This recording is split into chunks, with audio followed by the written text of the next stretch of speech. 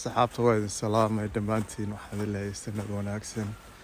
waxaan leeyahay sanad wanaagsan dadkiina flowga igu sameeya. waxaad tihiin geesiyiin aad iyo aad baa u mahadsantihiin. muddo yar ka hor baan bilaabay tiktok. hal sana ku dhowdahay hadda waqtigaan tiktoka bilaabay. waxyaabo fara badan baa sanadkaas arkay. bulshadeena arkay inay dad wanaagsan oo badan ku jiraan oo isbedel rabo. taas farxad aad u weyn bay gelisay. dad kale oo fara badan waan arkay iyaguna oo qolada magaca leh cunsuriyiinta. marka talada idin siinay asxaabta waxay tahay sanadka cusub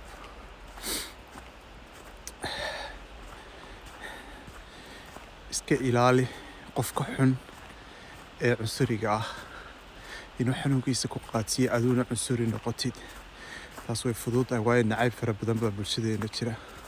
marka iska ilaali qofka wax neceb inuu adigana xanuunkaa ku qaadsiyo. nacaybku waa xanuun aada xun oo dawo lahayn.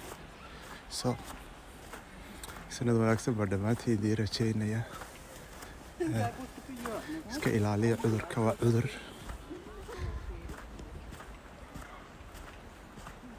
halkan waa aragtaa baa idin dhahay barafkii adduunkaa daa'aya.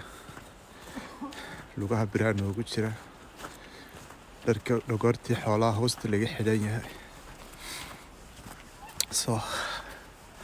hawsha ma yara. caafimaadkaaga ka shaqee. hurdo fiican seexo. cunto healthiya cun.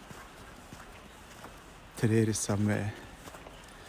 dadku jecel la kulan oo positive ku siiya energy positive ah. aad bay muhiim u tahay.